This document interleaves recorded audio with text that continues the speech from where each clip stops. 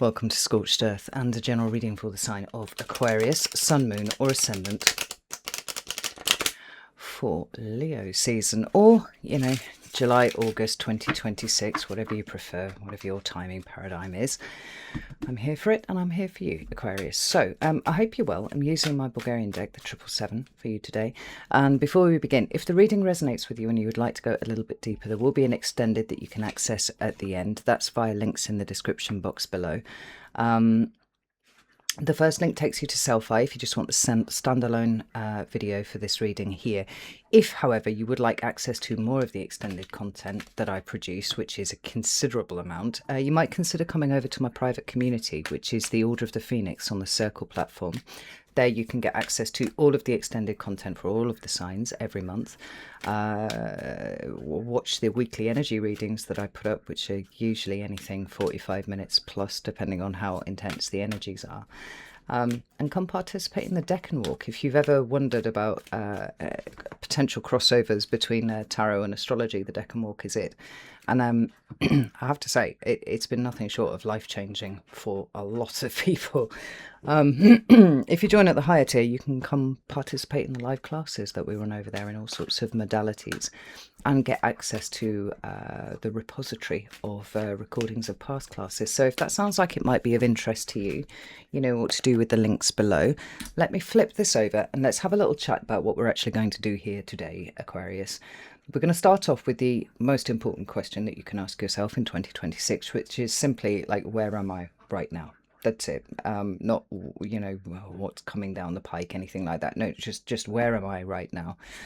And from there, inspired by Leo season somewhat and the corresponding cards for the decan of Leo, or all three decans of Leo, which is the 5, 6 and 7 of wands. We're going to have a look and see what is currently a little bit sticky that we can negotiate our way through or navigate our way through via embodiment. I'm going to keep it kind of loose like that because it's been showing up quite differently for all of the signs, but I think that's probably a good place to be with that one. And then we'll close out with the second most important question you can ask yourself in 2026, which is simply, what is my next step? That's it. There's no grand plans. There's no, where am I going to be in a year's time? Leo season is going to prove to be, I think, quite noisy. And if you are a Leo or an Aquarius and sitting across that axis, I think you're going to really feel this. So I hope this is okay for you. This is what I have. Let's start out with where Aquarius is right now, please. Where is Aquarius right now? Well, we have the Ace of Swords. That's a nice start.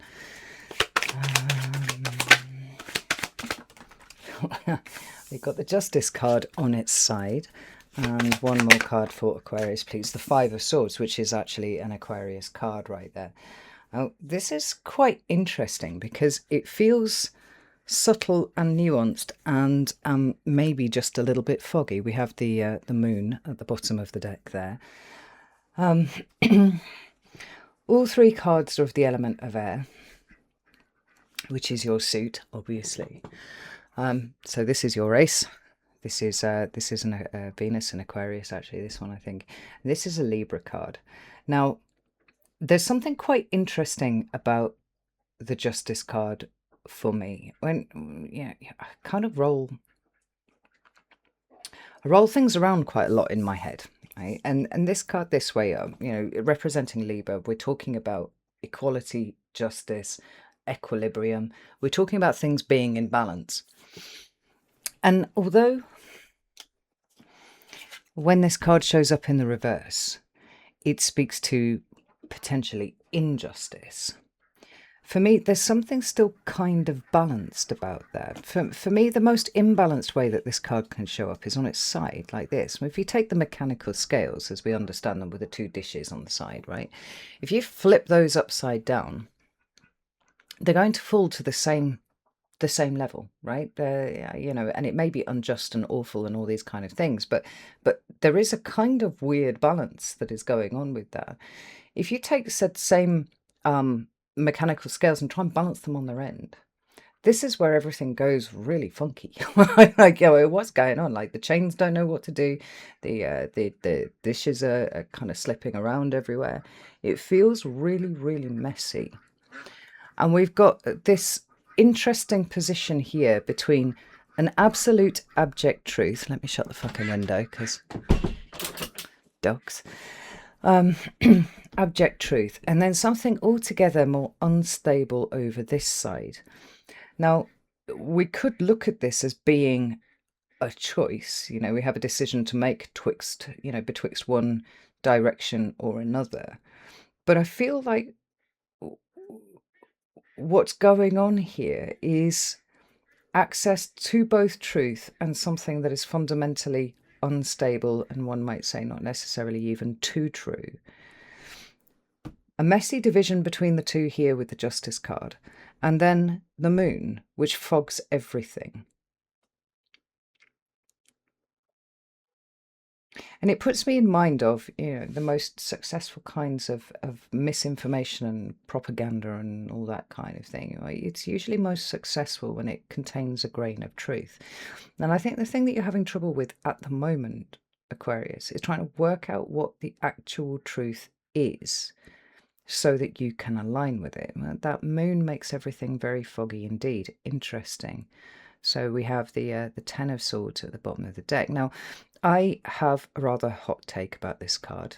People in my community will will tell you that I actually love the Ten of Swords. I really do, because here we've got a card that represents the limits of our cognition, and more importantly, the awareness that we have hit the limits of our cognition. What do I mean by that? Well, I mean belief systems get tested. Certain worldviews that we held are tested and shown to be at the very least inappropriate for a truth that we can see in front of us that doesn't align with it. It's an uncomfortable card, yes, because it challenges our paradigm. It challenges the way that we are interpreting reality, but it gives way to the Ace of Swords, which is wonderful. It's a card of relief, a difficult truth. Now we're seeing things a different way. There's a process of adjustment and whatnot that comes with that. But the whole sword suit for me is a lurch towards cognitive crisis again and again and again, because this is how we grow. This is how we develop our, mental whatever. So at the very least, we can say that there's a lack of clarity at the moment, and that desired Ten of Swords, which feels like an uncomfortable friction because something isn't right here, but we can't quite tell what it is as yet, as things stand, feeling kind of inaccessible, and everything feels kind of out of whack as a result. Now, let's have a little look at this Ace of Swords. Why is this here? They're both reversals. So we've got the Seven of Pentacles and we've got the Ace of Wands. Interesting. I really like the Seven of Pentacles as well. I've got so many hot takes about tarot, I can't even tell you. Right? I love these cards. Tell me about the Five of Swords, please. Another reversal. Two of Pentacles.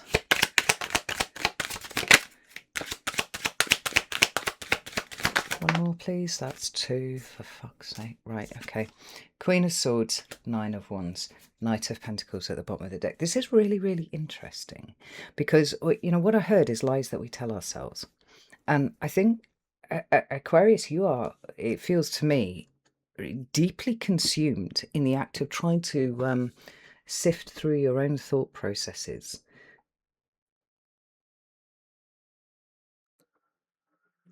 As a precursor to action, as a precursor to actually doing something. This Ace of Wands here is, we can talk about it in all sorts of ways. We can talk about it in terms of, new creativity, new passion, a new direction, new activity, often. Drive, motivation, all these sorts of things. So it's something that really lights us up. And air and fire go together very, very well. Air fans the flames of the wand suit, and so when we hit on something that is true, it's like our enthusiasm for doing something about that kind of hits 11, and with the Seven of Pentacles accompanying it here, which it is, which I love. actually. What we've got is a recognition of a situation that is not quite right. Now, whether this situation is something we've outgrown, which is very, very common with the Seven of Pentacles, or whether it is simply just a recognition that there is a comfort zone that we are trying to leave. And that would be very much in alignment with what we see at the bottom here with the Ten of Swords. It's like we're trying to put our finger on exactly what it is that is no longer aligned, but it's foggy. It's really, really foggy. It doesn't have that laser, crisp, sharp edge of the swords, which then leads to, you know, a kind of a heating of the blood and enthusiasm to do a thing and get away from whatever this is and find something that's much more aligned. But then we have this kind of messy justice card, messy scales trying to balance on end here. And then the Five of Swords. Now, this Five of Swords, when we take it to its component parts, right, we have the five, which is chaos, it is instability, it is, you know, which was very orderly and solid in the four, now kind of breaking apart somewhat, which we have with the five. The compression before the expansion, the collapse before the reinvention, right? These are very five flavored kind of themes right here. And then we have it in the element of swords, which at least in the first instance is to do with logic, rationality, you know, perceptions of reality and whatnot. But the Five of Swords combined has a quality of self-sabotage about it. Now, if you've watched my videos before, you'll know that I have a bit of a problem with the idea of self-sabotage, as most people understand it anyway, because I really do think that whatever outcome we get, some part of us was actually looking for that, right? And we've got the Moon card here, which is providing not only a bit of a distorted lens through which to see things, but can also represent the subconscious. So when we engage in acts of self-sabotage, what we're actually saying is our conscious mind wanted to do one thing, but our subconscious mind was trying to do something else. And it led to an outcome that the conscious mind thought was just rubbish. But some part of you wanted what you got. Now, sit with that for a bit if you've not come across this as a concept before, because you know, there's parts of us that top out at age 8, at age 10, whatever, right? Particularly if there is trauma involved, right? So let's take the example of Leo, your opposite across the zodiac. It is astonishing how many Leos panic about being seen whilst also simultaneously wanting to be seen, right? That is a whole subconscious loop thing that goes on with Leos a lot.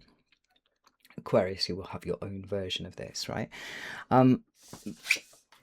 But this quality of the instability of thought around, or instability of perception around what we've got going on here, which is Two of Pentacles, Queen of Swords, and the Nine of Wands.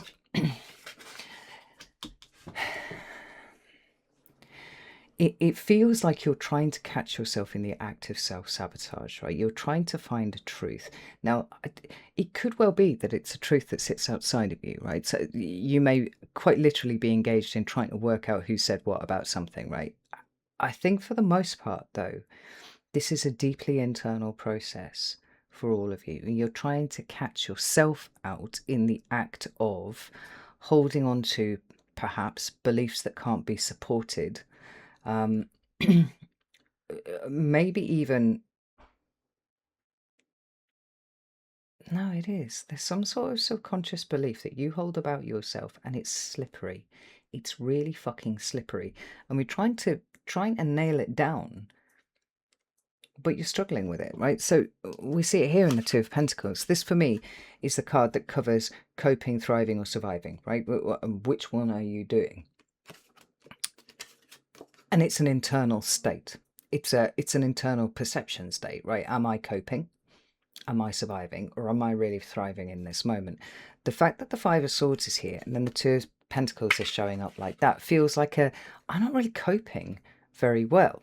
I'm not sure that I'm thriving. I'm not sure that I'm even necessarily surviving, right? We could be covering the entire fucking spectrum of meanings here with that Two of Pentacles. But then we'll have to ask whether this is even really accurate, because that Five of Swords is the dominant card here.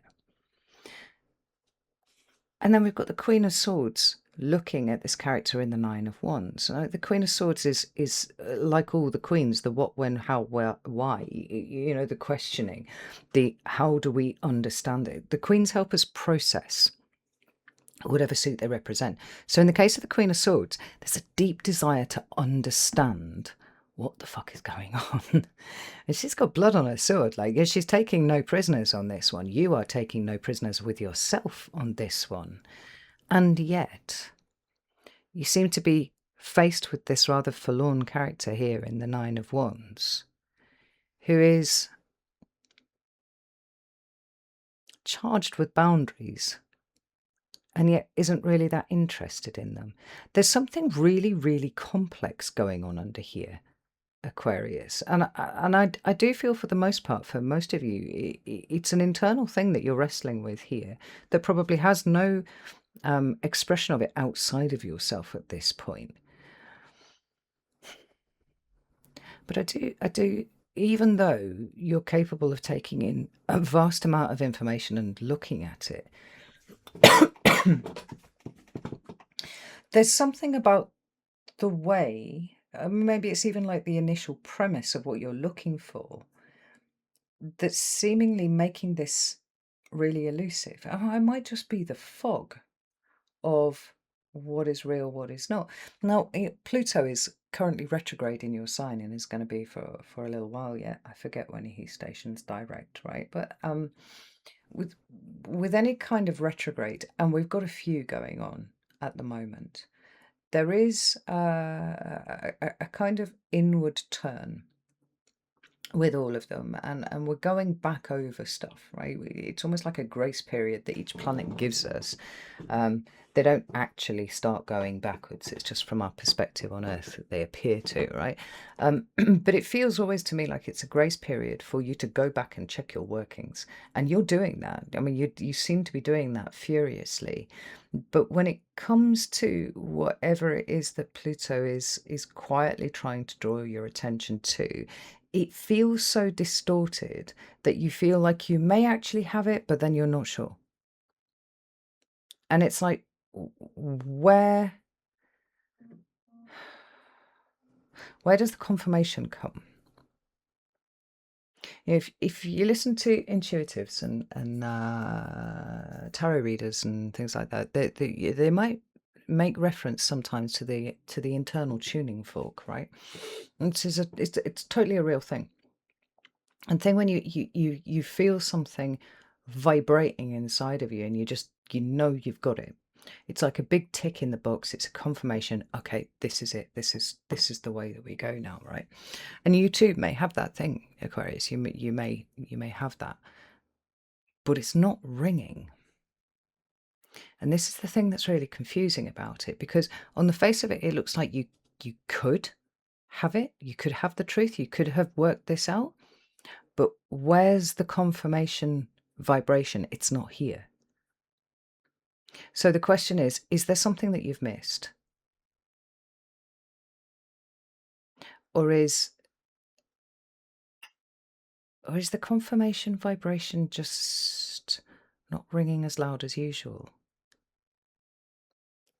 It seems here something really staccato about the digging into it, looking at it. No, I've got this. This is no good.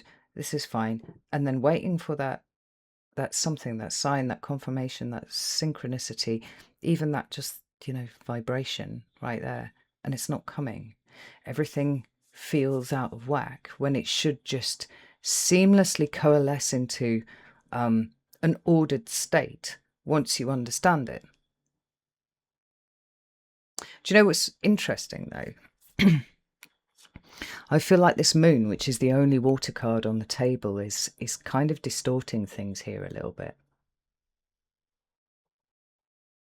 And I'm not sure why or how. I'm not sure, if it's pointing to there being something emotional that you haven't seen here, rather than the process of the thoughts and the way that you order them and the way that you think about things.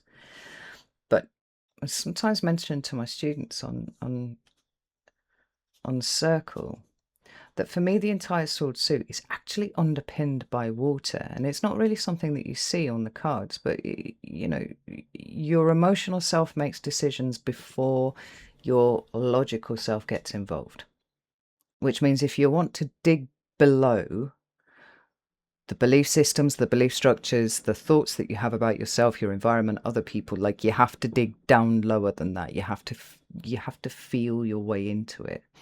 And I feel like this distortion that the moon is creating over the top is asking you to lean into the feeling of this rather than almost like disparate facts.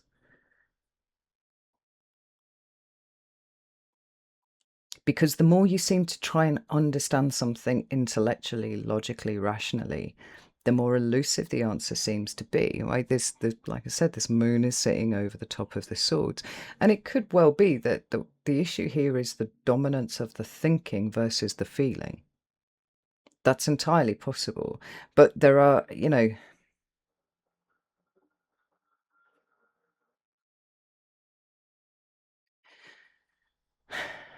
it's like a title of a book, ... and other lies I tell myself. It's like you're trying to catch your mind out in a lie when it comes to something about you and something about how you've grown and how you've developed and what the route forward is for you and all this kind of thing.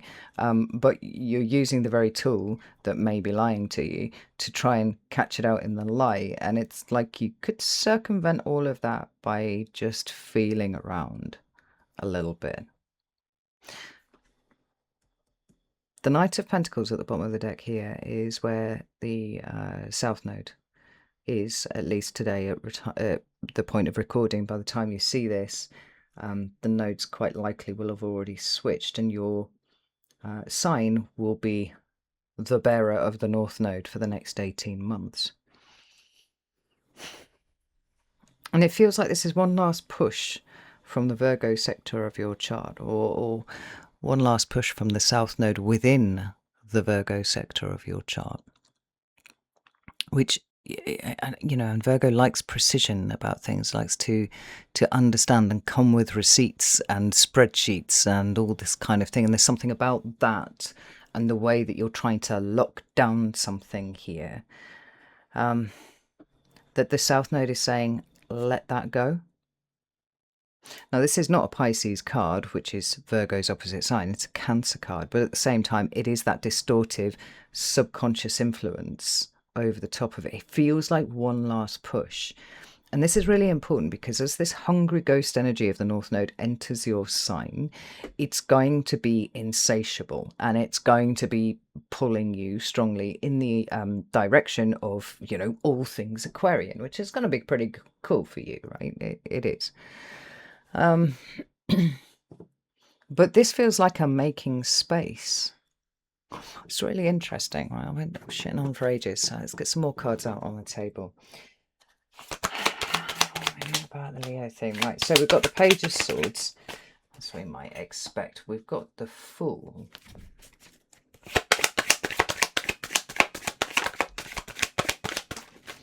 And we have, I knew that fucking tower was coming out. Why? Because I saw it about 10 minutes before I even started the recording.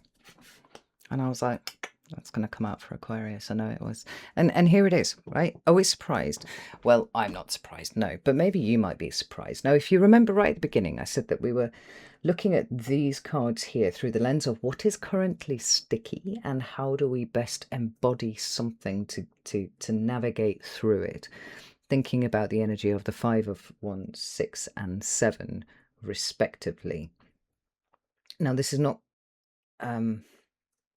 I don't know. I think it's always uncomfortable when there are major things going on the other side of your chart. Hi, I'm a Leo, right? So there's lots of things that are already going on in Leo and will continue during this during Leo season, because there's going to be a solar eclipse over there, which is opposite you on the other side of the zodiac, right?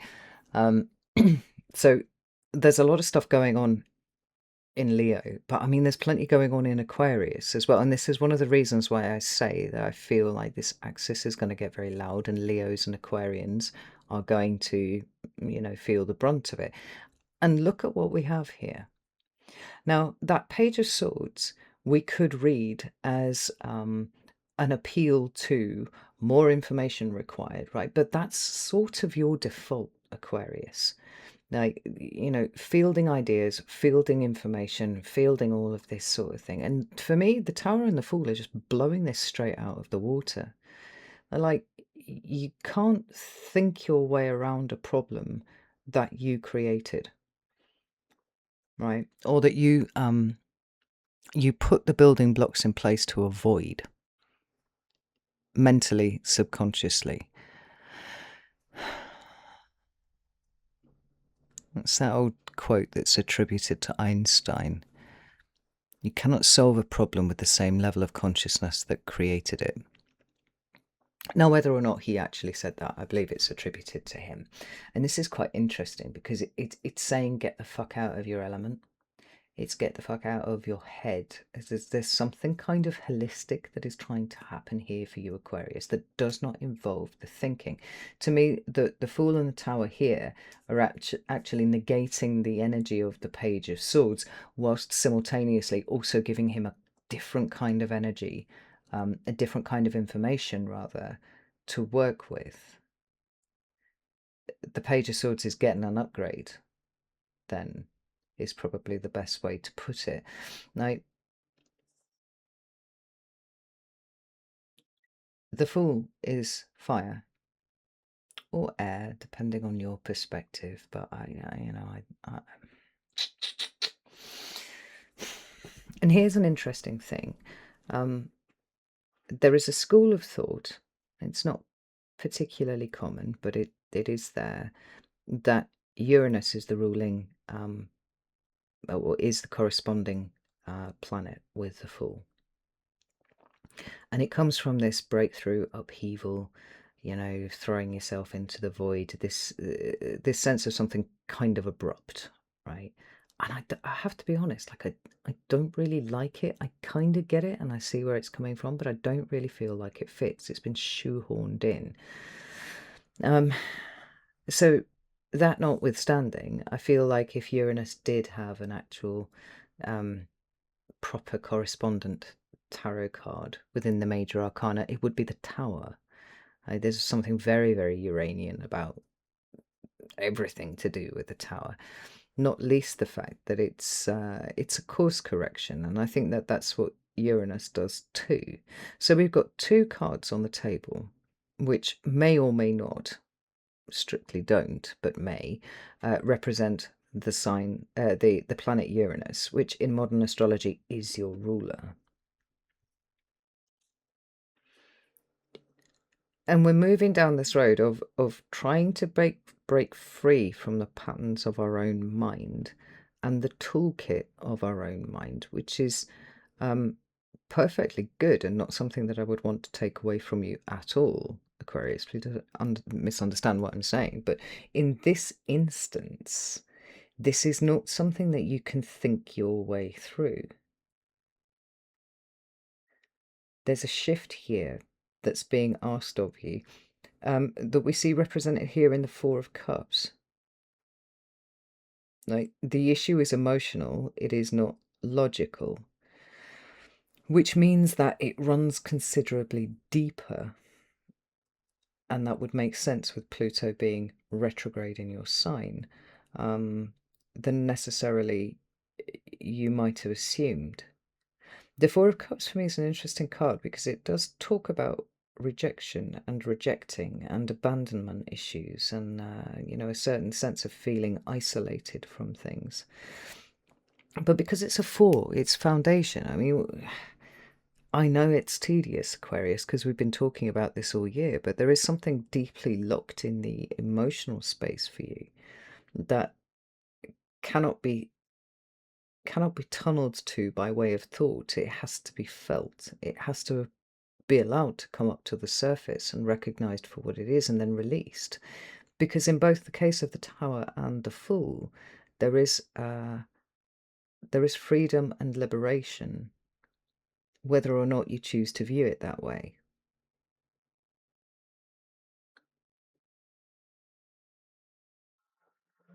And I think maybe this thought loop that you're stuck in at the moment is, have I found it, or am I just being really stupid? Am I quite literally being a fool here? Am I missing something? And what I would say to you is, I don't think you're missing the information. I think you're missing how deeply it runs and how emotionally it is coded, which is probably going to elude any attempt to articulate it in language. What's underneath the Four of Cups? The Six of Swords. Yeah, there's something here to be left behind. Right? The Tower as a course correction, the Fool as a new start. Hanged Man beneath that. I think this is one of these situations where you're making it harder for yourself than it needs to be, Aquarius. And I think it's this desperate push to try and understand it. And I don't think it's that kind of experience. I think it's a notice it, feel it, release it, move on. It's just kind of like you've knotted yourself up in your own head on this one and made it much more difficult than it needs to be.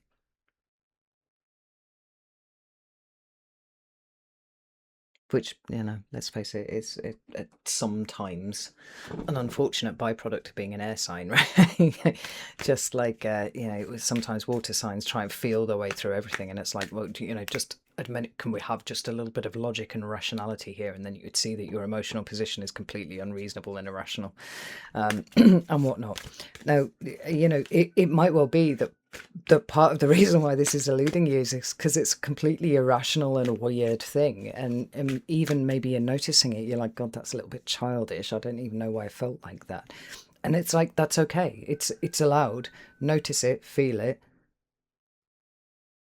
and then let it go. You don't have to unpack it quite so vigorously intellectually as you think you do. It's all in the noticing. It's all in the awareness, and then it's in the release. So, what is Aquarius's next step? Right, we've got the Nine of Wands in reverse. We've got the Queen of Swords in reverse. Interesting.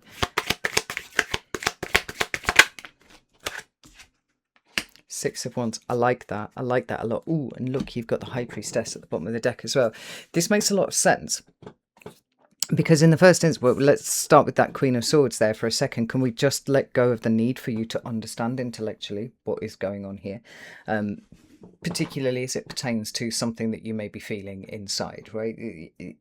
It's almost like you're kind of poking it with your sword.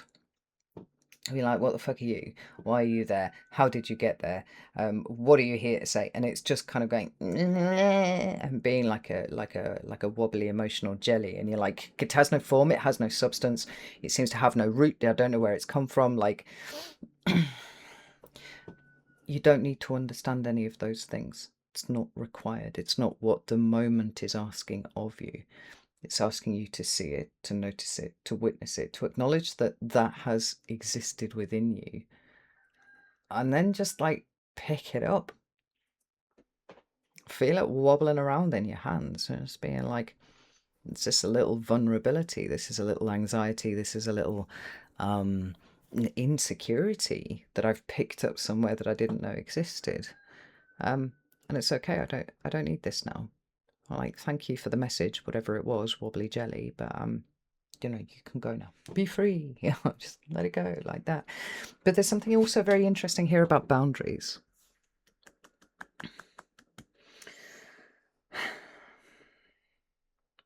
The Nine of Wands for me is always about boundaries, but it is a little more than that too. It is about how we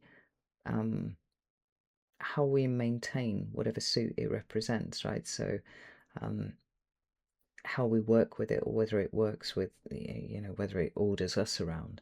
So in the case of the Nine of Swords, it's like, are you managing your mind? Are you maintaining that correctly, or is it maintaining you? And with the Nine of Cups, we can go with similar sorts of things. Here in the Nine of Wands, it's very much about what you do.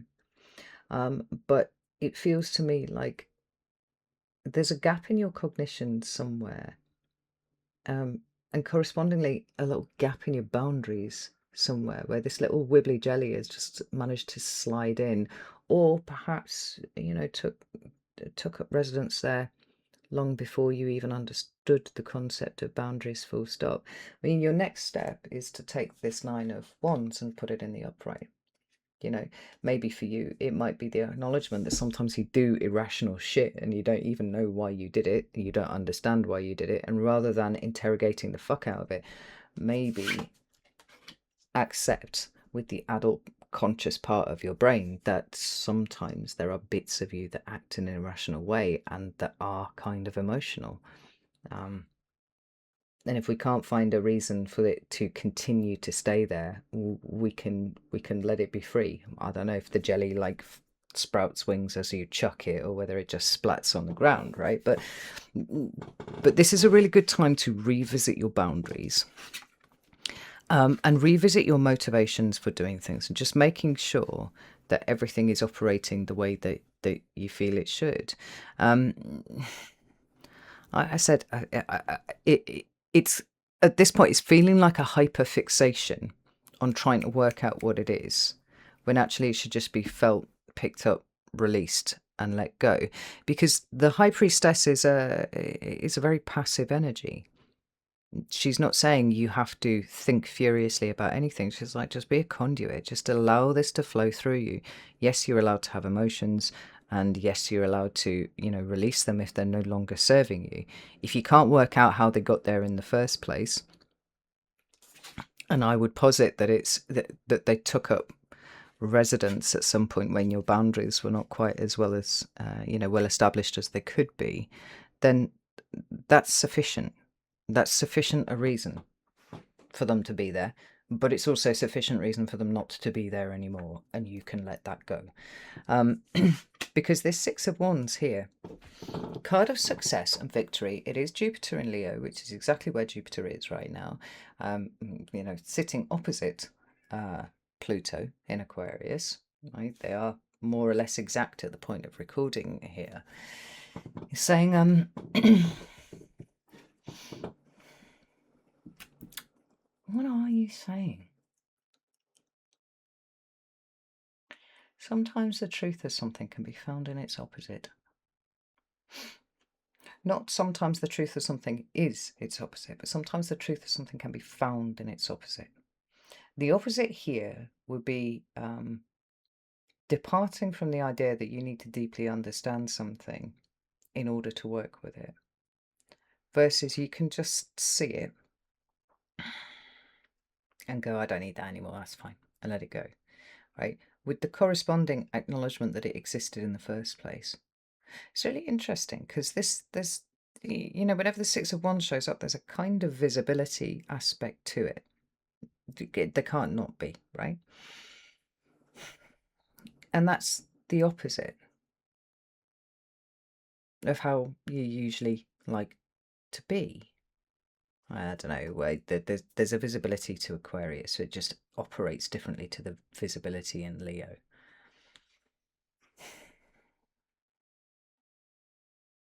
I don't know. It's just feeling like a little bit of a plea towards a kind of emotional authenticity, Aquarius, that doesn't have to be rigorously interrogated to be accepted. You can just be accepted as it is, and like that's how you win this one. This is what I'm saying. You've made it really, really difficult for yourself, which is understandable, and that's kind of the point of the lesson, right? This is really, really interesting. I hope that this has made sense to you all. I think that this is a good place to stop. Obviously, I've come to the end of the cards now anyway, but I want to dig into this a little bit in the YouTube reading because, like I said, Sometimes the truth of something can be found in its opposite. A very wise man said that to me once, and I love it. It's actually an exercise in critical thinking, so you should love it too, Aquarius. And